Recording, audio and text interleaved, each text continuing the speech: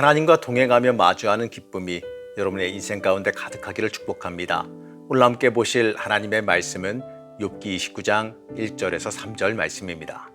욥이 풍자하여 이르되 나는 지난 세월과 하나님이 나를 보호하시던 때가 다시 오기를 원하노라. 그때에는 그의 등불이 내 머리에 빛이었고 내가 그의 빛을 힘입어 암흑에서도 걸어 다녔느니라. 오늘도 매일 말씀 묵상과 함께하는 우리 제천교회 성도님들을 축복합니다. 욥은 이번 장에서 자신의 과거를 회상합니다. 고난받기 전에는 하나님의 보호하심과 임재 속에서 복을 누렸습니다. 그 복을 사용해서 사람들에게 칭송을 받았고 지도자의 위치에도 있었음을 돌아봅니다. 욥의 친구들은 그 인과응보론을 주장하면서 욥의 과거를 죄인으로 매도했습니다. 욥이 과거에 죄를 지었으니 이러한 징벌을 받은 것이 아니겠느냐라고 주장하는 거죠. 하지만 욥은 그 친구들에게 그렇지 않다라고 항변합니다. 자신이 하나님의 보호를 받아 복을 누리던 사람이었고 사람들에게 공의롭다고 존경받았다라고 항변합니다. 한마디로요, 너희들이 생각하는 그 생각 자체가 틀렸다고 하는 반박입니다. 이 세 친구의 이론으로 생각해 보게 되면 욥이 과거에 그러한 공의로운 삶을 살았다면 당연히 지금의 고난은 당하면 안 되는 겁니다. 욥은 그러한 의미로 과거를 회상해 봅니다. 하나님의 인도하심으로 과거에 복된 삶을 살았다는 그 회상은 욥의 신실한 신앙 고백이기도 합니다. 이 과거에 누리던 복이 하나님께로부터 왔다라는 고백이에요. 이 자신의 자아나 능력, 의를 내세우는 것이 아니라 오직 하나님의 권능만을 내세우고 있습니다. 하나님의 보호하심과 임재하심, 그리고 하나님의 동행하심으로 인해 복된 삶을 살았다는 것이지요. 어찌 보게 되면 지금의 극한 어려움 가운데서도 이 과거에 자신에게 베풀어졌던 하나님의 은혜를 잊지 않고 있습니다. 맞습니다. 바로 이 모습이 신실한 신앙인의 자세입니다. 당장 처한 어려움이 클지라도요, 지금까지 우리를 지키시고 인도하신 하나님의 은혜를 잊어서는 안 되는 겁니다. 내가 지금까지 살아온 그 모든 것이 하나님의 은혜 때문이라는 것을 잊지 말아야 됩니다. 내 능력과 내 힘으로 살아온 게 아니지 않습니까? 오직 하나님께서 해주시고 은혜를 베풀어 주셨기 때문에 내가 살아왔음을 먼저 고백할 수 있어야 됩니다.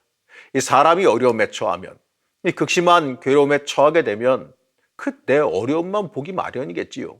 그렇기 때문에 어려움의 순간에 과거의 일에 대해 감사함을 고백한다는 건 정말 어려운 일입니다.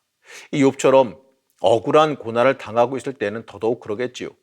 이 자신의 죄에 비해 너무나도 큰 대가를 치르고 있기 때문에 더더욱 그렇습니다. 하지만 욥은 그 순간에도요, 이 자신의 과거를 돌아보며 나를 지금까지 인도하시고 돌보신 하나님의 은혜를 기억하고 고백합니다. 우리도 이처럼 이 상황에 굴복하지 않는 신앙 고백을 할 수 있어야 됩니다. 어려운 상황에서도 잊지 말아야 될 것은요, 그 어려움을 벗어나게 해주실 분이 하나님이시다라는 사실입니다. 그리고 욥의 이러한 고백 뒤에는 이 과거에 돌보신 하나님께서 은혜를 베푸사 회복시킬 것이다 라고 하는 소망이 들어 있습니다. 그렇기 때문에 이 과거에 베푸신 하나님에 대한 기억을 떠올렸습니다. 우리도 마찬가지로 이 어려움에 처해 있을수록, 이 고난을 만날수록 나를 지금까지 지키고 인도하신 하나님의 은혜를 먼저 돌아볼 수 있어야 됩니다.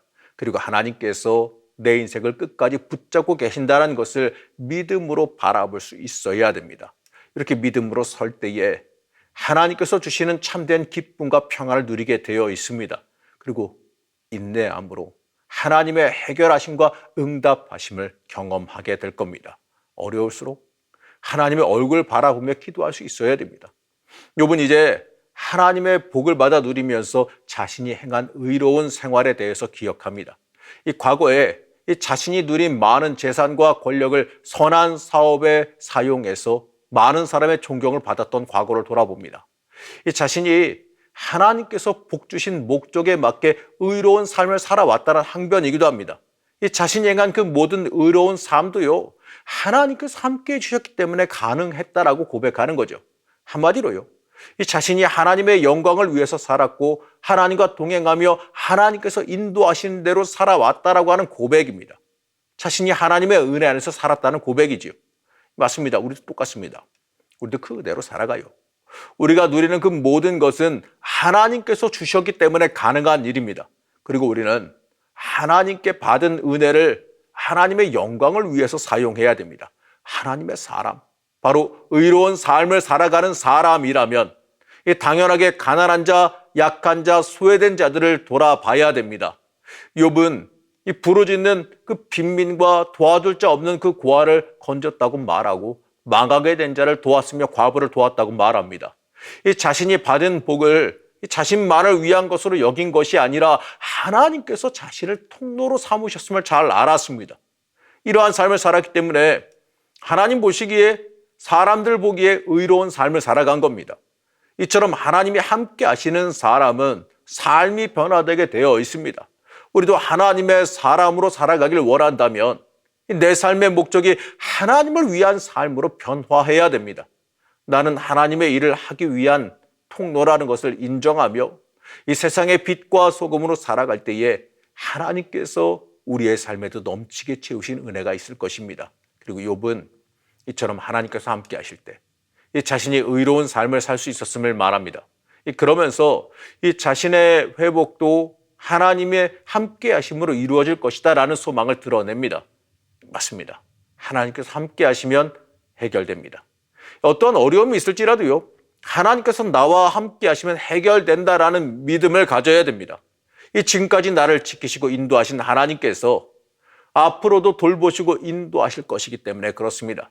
그렇기 때문에 우리의 삶에서 하나님께 대해 절대적인 순종의 삶을 살아가야 됩니다. 그리고 내 인생 가운데 하나님께서 함께 하시는 복을 갈망해야 됩니다. 하나님께서 나와 함께 하신다는 것, 그 자체가 가장 큰 복이라는 사실을 잊지 말고 소망해야 됩니다. 세상의 물질은 떠나갈 수 있어요. 세상 명예, 건강 다 떠나갈 수 있습니다. 하지만 하나님만큼은 나와 함께 하십니다. 우리는 세상을 붙잡기보다 이 모든 것의 근원 되시는 하나님을 붙잡을 수 있어야 됩니다. 사랑하는 성도 여러분, 우리의 인생 방향을 올바로 설정하시기 바랍니다. 이 세상에 썩어 없어질 것을 구할 것이 아니라 영원한 생명의 지혜를 간구하는 주의 자녀들이 되시기를 시간 간절히 축복합니다. 우리는 하나님의 은혜로 살아갑니다. 이 사실을 절대로 잊지 않게 하여 주시고 하나님 온전히 의지하며 살아갈 수 있게 허락하여 주시옵소서. 우리의 인생을 통해 하나님이 나와 함께 하신다는 그것 자체가 복이란 사실을 잊지 않게 하여 주옵시고 영원한 지혜를 구하며 살아갈 수 있게 허락하여 주시옵소서. 오늘 하루의 삶도 영원한 생명을 구하며 살아가는 지혜 있는 삶이 되게 허락하여 주시옵소서. 오늘 하루도 함께 하실 은혜를 받아 누리는 하루가 되기를 이 시간 간절히 축복하며 예수님의 이름으로 간절히 기도드렸습니다. 아멘.